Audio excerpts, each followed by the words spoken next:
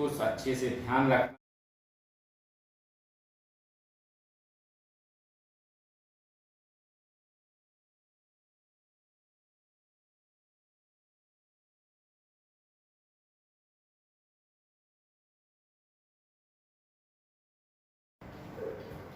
Good morning students, हम अपने प्रकाश का अपवर्तन वाले चैप्टर को आगे बढ़ाते हैं और नेक्स्ट हेडिंग आपकी रहेगी निरपेक्ष तथा सापेक्ष अपवर्तनांक। नेक्स्ट हेडिंग आपकी क्या रहेगी? निरपेक्ष तथा सापेक्ष अपवर्तनांक।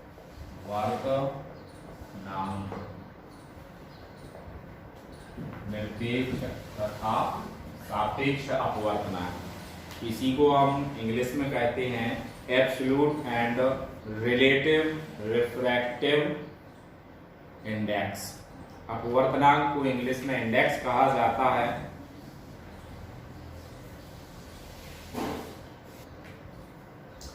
निरपेक्ष तथा सापेक्ष अपवर्तनांक absolute and relative refractive index. इसके आप स्नेल का नियम पढ़ चुके हैं। स्नेल का नियम आपका क्या था? साइन आई अपॉन साइन आर, ये आपने पढ़ा है। इसे हम स्नेल का नियम कहते हैं। और ये आपका यहाँ हम आपको एक अपवर्तनांक n बताया था कि n लिखेंगे, यहाँ आप लिखेंगे 1 2। इसका मतलब आपको ध्यान रखना पड़ेगा, पहले माध्यम के सापेक्ष दूसरे माध्यम का अपवर्तनांक, या इसी को हम कहते हैं relative refraction index of medium 2 with respect to medium 1। अब आपका ये आपको ध्यान रखना पड़ेगा कि इसी में हम जो चित्र आपका ये है इस तरह था, माध्यम ये पहला माध्यम था और ये आपका सेकंड माध्यम था। तो यहाँ से आपकी रेज आती है वह विलंब की ओर डाउन हो जा रही है, ये साइन ये आई ये आर हो गया। उस अनुसार हम ये कहते हैं पहले माध्यम के सापेक्ष दूसरे माध्यम का अपवर्तनांक। अब यदि हम इसको ये माने कि आपका माध्यम यहाँ से आपका ये हो जाए कि जो रेज है वो रेज आपकी पहले मीडियम में फिर वापस हुए इस तरह आगे, तो ये हम क्या लिखेंगे? आपका यहाँ पे क्या बन जाएगा? ये अविलंब हो गया और इस तरह जाएंगे। यदि हम इसको पहला माध्यम मानते हैं, वापस वही पहला माध्यम इसको मान लेंगे, तो यहाँ आप क्या लिखेंगे? नेक्स्ट में साइन, यहाँ क्या आ जाएगा आपका? I, sine I upon sine R equal में क्या हो जाएगा? 2 इंडेक्स 1। इसका मतलब आपका क्या है? साइन आई अपॉन साइन आर बराबर 2n1, अर्थात पहले दूसरे माध्यम के सापेक्ष पहले माध्यम का अपवर्तनांक। अब आप इन दोनों का जब मल्टीपल करेंगे तो आपका नेक्स्ट में क्या आएगा? साइन आई upon sine r multiple sine sorry यहाँ आर लिखना है, sine r upon sine i, sine r upon sine i equal में आपका क्या हो जाएगा? 1n2 multiply 2n1। तो ये दोनों आपस में क्या हो जाएंगे? साइन आर से साइन आर कैंसिल हो गया, साइन आई से साइन आई कैंसिल हो गया, 1 1 टाइम्स। तो आपका क्या आ गया? 1n2 मल्टीपल 2n1 बराबर में आपका क्या आ जाएगा? 1। इसी को हम क्या लिख सकते हैं? 1n2 equal 1 upon 2n1। आपको ये ध्यान रखना पड़ेगा कि दो अपवर्तन, जब कोई रेज पहले माध्यम से दूसरे पहले मीडियम से दूसरे मीडियम में जाती है और यदि वह वापस पुनः उसी मीडियम में वापस आती है तो उसका रेशियो हमेशा जो उसका दोनों का आपका मल्टीपल होगा अपवर्तनांक का वो 1 निकलता है। तो आपको यहाँ ध्यान रखना पड़ेगा कि सबसे पहले हमारे लिए इम्पोर्टेंट है इसकी रीडिंग करना। जो यहाँ लगा रहेगा उसका आप पहले इसके सापेक्ष मानेंगे, पहले माध्यम के सापेक्ष दूसरे माध्यम का अपवर्तनांक या दूसरे माध्यम के सापेक्ष पहले माध्यम का अपवर्तनांक। को हम दूसरे रूप में भी रिप्रेजेंट कर सकते हैं। ये आपका n1 2 और इसको क्या लिख सकते हैं n2 1। तो इस तरह भी आपका किसी बुक्स में और लिखा होगा, आपको ध्यान रखना है कि सापेक्ष अपवर्तनांक हमेशा पहले माध्यम के सापेक्ष दूसरे माध्यम का अपवर्तनांक है। पहले माध्यम के सापेक्ष दूसरे माध्यम का सापेक्ष अपवर्तनांक, या यहाँ रीडिंग कह सकते हैं हम दूसरे माध्यम के सापेक्ष पहले माध्यम का अपवर्तनांक। अब आपको यहाँ निरपेक्ष अपवर्तनांक के बारे में समझना है कि हम निरपेक्ष अपवर्तनांक कैसे कहते हैं। सापेक्ष तो आपने सही तरीके से समझ लिया, अब निरपेक्ष अपवर्तनांक यदि आपको समझना है तो आपको ये ध्यान रखना पड़ेगा, यदि पहला माध्यम निर्वात है, पहला माध्यम निर्वात या क्या है वायु, दूसरा माध्यम आप और कुछ ले लें, दूसरा माध्यम हम ले सकते हैं आपका जल ले लें या कोई और माध्यम ले लें, तो आपको ये ध्यान रखना पड़ेगा कि पहला माध्यम निर्वात और निर्वात के सापेक्ष किसी दूसरे माध्यम का आपको अपवर्तनांक ज्ञात करना है तो उसे हम निरपेक्ष अपवर्तनांक कहते हैं। जैसे यहाँ आपने क्या ले लिया जल, तो यहाँ आपको ध्यान रखना पड़ेगा कि निरपेक्ष अपवर्तनांक यदि पहला माध्यम निर्वात है और दूसरा माध्यम के सापेक्ष आपको अपवर्तनांक किसी और माध्यम का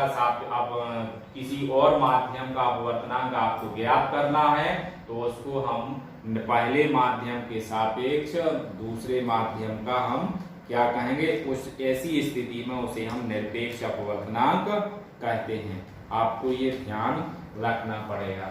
तो इसको हम इतना है, जैसे यहाँ आपका वायु आ गया और यहाँ आपका जल हो गया, तो यहाँ हम क्या लिख देंगे, आपका वायु को इंग्लिश में क्या कहते हैं एयर और जल को इंग्लिश में क्या कहते हैं वाटर, तो ENW आ जाएगा। इसी को हम यहाँ क्या लिख दें आपका यहाँ लिख दें आपका जल के सापेक्ष, यहाँ आपका क्या आ जाएगा एयर, तो आपकी ये मान चेंज हो जाएंगे। तो आपको ये ध्यान रखना पड़ेगा कि किसके सापेक्ष आपका, यदि एक माध्यम निर्वात है और दूसरा माध्यम कुछ भी है तो इसे हम निरपेक्ष अपवर्तनांक कहते हैं।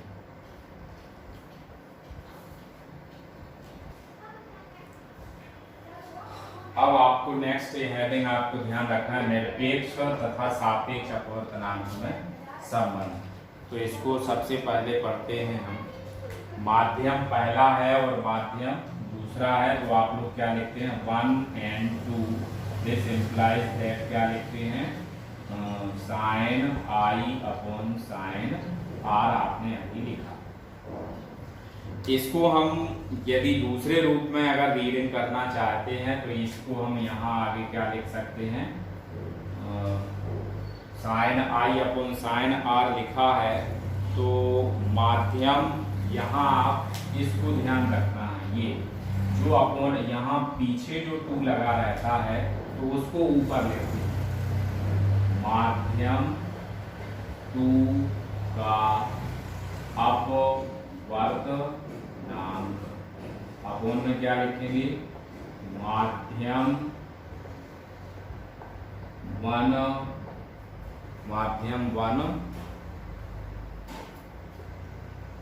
का अपवर्तनांक। ये आप लोगों को ध्यान रखना है, जब 1 and 2 लिखा हो तो माध्यम 2 का अपवर्तनांक अपॉन माध्यम 1 का अपवर्तनांक। रिलेशन आप लोग निकाल ही चुके हैं, 1 and 2 क्या निकाल चुके हैं 1 and 2 इक्वल 1 and यहाँ क्या आ जाता है 2 and 1, तो इन दोनों का मल्टीप्लाई 1 होता है।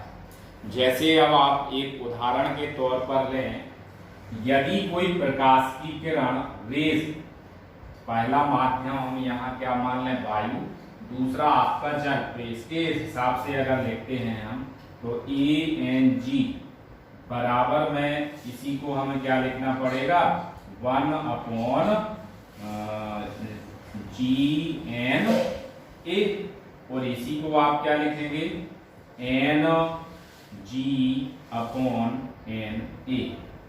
दूसरा, यदि हम यहाँ जल के स्थान पर आपका कांच, पहले हमने क्या लिया, यहाँ पे कांच लिया, तो कांच के लिए आप ये हो जाएगी।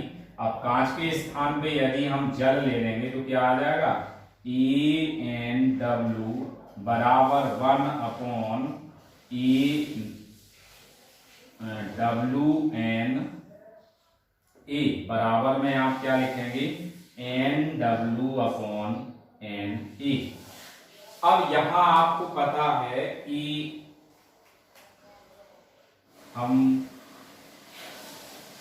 जल के सापेक्ष यदि कांच का अपवर्तनांक निकालना चाहते हैं, किसके सापेक्ष निकालना चाहते हैं, जल के सापेक्ष कांच का अपवर्तनांक। ये इसलिए आपको समझाया जा रहा है कि इसका सबसे ज्यादा उपयोग आपके अंक के क्वेश्चनों में होगा।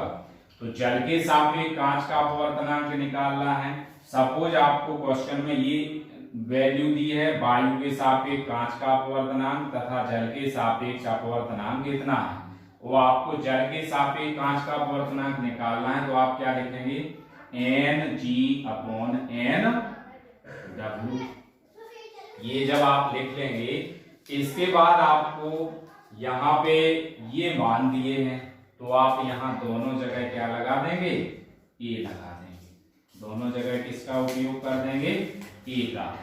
तो ये आपका आ जाएगा ए। इसके बाद यदि आपको कहा जाता है कांच के सापेक्ष जल का अपवर्तनांक, तो कांच क्या है आपका, कांच के सापेक्ष जल का अपवर्तनांक, तो आप क्या लिखेंगे, NW/NG, और यहां आप क्या लगा देंगे, ए लगा देंगे।